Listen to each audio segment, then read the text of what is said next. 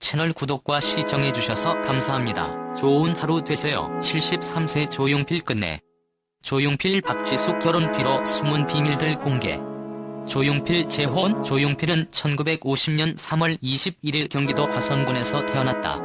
서울 경동중학교, 경동고등학교를 졸업하였다. 1979년 창밖의 여자로 데뷔하여 수많은 히트곡과 한국 내 최대 콘서트 인원 동원 기록을 가지고 있는 최고의 가수이다. 조용필 박지숙 결혼의 미스테리. 이렇게 한국 가요사의 불멸의 업적을 쌓은 조용필이지만 개인사에 대해서는 몇 가지 미스테리한 부분들이 있고 일반인들은 그것을 제대로 이해하지 못합니다. 조용필 전아내 박지숙 첫 번째 결혼. 조용필 1984년 3월 결혼식 때 나는 그게 결혼식인 줄도 모르고 결혼식장에 갔었다. 당시 조용필 첫 번째 결혼식은 경기도 남양주의 봉선사에서 거행된 비밀 결혼식이었습니다. 기자들 몇 명 보는 앞에서 신부가 면사포도 쓰지 않고 후다닥 치른 결혼식이었기에 많은 사람들이 의아해했죠. 비밀 결혼식이라면 굳이 기자들을 초대할 필요가 없고 또한 비밀 결혼식이 아닌 일반 결혼식이라면 많은 사람들의 축복 속에서 진행되어야 하는 것이 결혼식이니까요. 조용필 첫 번째 아내 박지숙과의 결혼의 실체는 나중에 내 회고록에 써야 할 내용이다. 그 결혼식을 거부하지 못한 이유는 그때는 매스컴이 너무나 무서웠기 때문이다. 이외에도 조용필은 데뷔곡 돌아와요 부산항해를 발표하고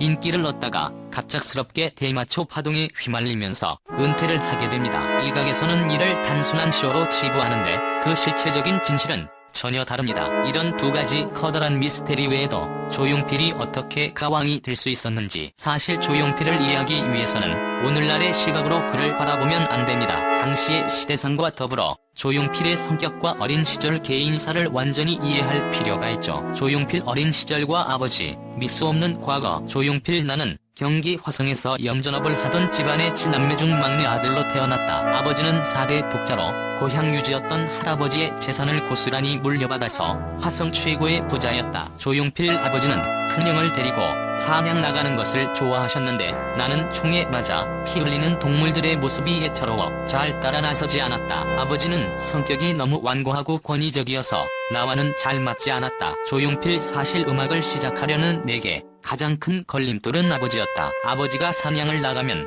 나는 그 대신에 하모니카를 불고 기타를 치며 방 안에서 뒹굴었다. 그런 나를 보며 아버지는 못난 놈이라며 혀를 찼다. 그렇게 조용필은 학창시절의 비틀스와 벤처스에 푹 빠져 살다가 고등학교 3학년 때의 가출을 감행하게 됩니다. 음악에 대한 아버지의 반대가 워낙 심했기 때문이죠. 조용필 처음 가출할 당시만 해도 평생 음악을 하리라고는 절대로 생각 못했다. 우리는 비틀스 세대니까 그냥 하고 싶은 건 해야 했을 뿐이다. 이후 조용필은 미 8군 클럽 무대에서 기타리스트로 활동하게 됩니다. 이 1968년부터 1975년 돌아와요 부산항해를 발표하던 기간 동안 조용필은 철저하게 무명 가수로 살아가게 됩니다. 이 당시의 큰 사건으로 당시 밴드의 보컬이 군대에 입대하는 바람에 기타리스트였던 조용필이 가수로 전향하게 된 사건과 1973년 조용필이 방위병으로 군복무를 했던 사건들이 있었죠. 조용필이 인기를 얻게 된 계기, 성공 뒤의 비밀 공개. 그리고 조용필은 1975년 돌아와요 부산항해를 발표하여 큰 인기를 얻게 되는데 여기에는 숨겨진 사연이 있습니다. 조용필 살다 보면 전혀 뜻밖의 행운이 찾아오기도 한다. 내게는 75년이 그랬다. 그해 첫 독집 앨범을 내던 당시에 후색 맞추기로 끼워놓은 노래 한 곡이 대한민국 전역을 휩쓴 기이한 일이 벌어진 것이다. 바로 돌아와요 부산항해였다.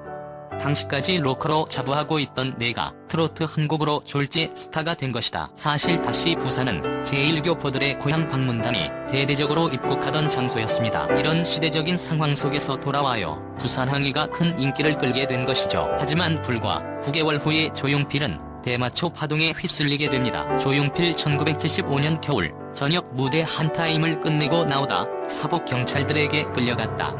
도착한 곳은 남산 마약반이었다. 거기서 무조건 마약쟁이 신명씩 불어야 했다. 주전자 고문도 치가 떨리지만 더 가혹했던 것은 붙들려가자마자 한 사람이 간신히 들어갈 수 있는 벽돌 사이로 밀어넣고는 무시무시한 강목으로 사정없이 찔러댔던 고문이었다. 조용필 거기에는 인간이 없었다.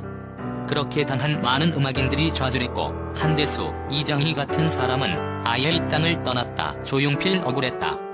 당시 흔하게 유통되던 대마초는 불법이 아니었을 뿐만 아니라 그나마도 내가 대마초를 피운 건 파동이 일어나기 훨씬 전의 일이었다. 사실 1969년 의정부 기지촌에서 파이브 핑거로 활동할 당시에 4차례 대마초를 피운 적이 있었다. 조용필 같은 하숙집에 살던 미군 병사가 당별하며 풍년초 같은 봉지를 건네주어 신문지에 말아 피우자 갑자기 머리가 어지럽고 무서운 느낌이 들었다. 게다가 이후 2~3차례 더 대마초를 피웠으나 얼굴에 종기 같은 것이 돌고 나중에는 고름까지 나와 대마초를 끊었다. 결국 조용필은 대마초 가수라는 공격을 받게 되고 1977년 타이반 은퇴하게 됩니다. 조용필 견딜 수가 없었다.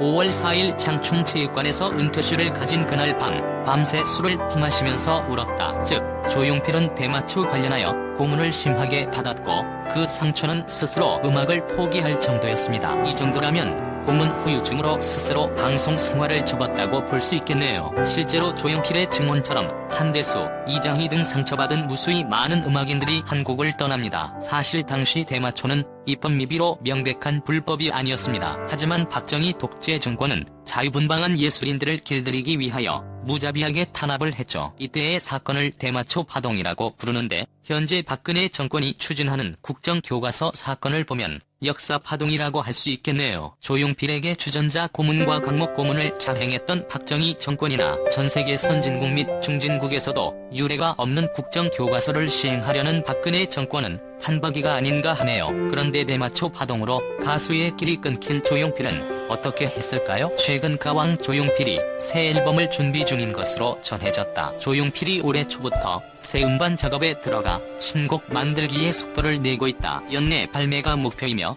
꽉 채운 정규 앨범을 계획 중. 조용필은 특정 장르나 콘셉트에 제한하지 않고 다양한 곡을 검토 중인 것으로 알려졌다. 정규 앨범이 나온다면 조용필에게는 20집이 된다.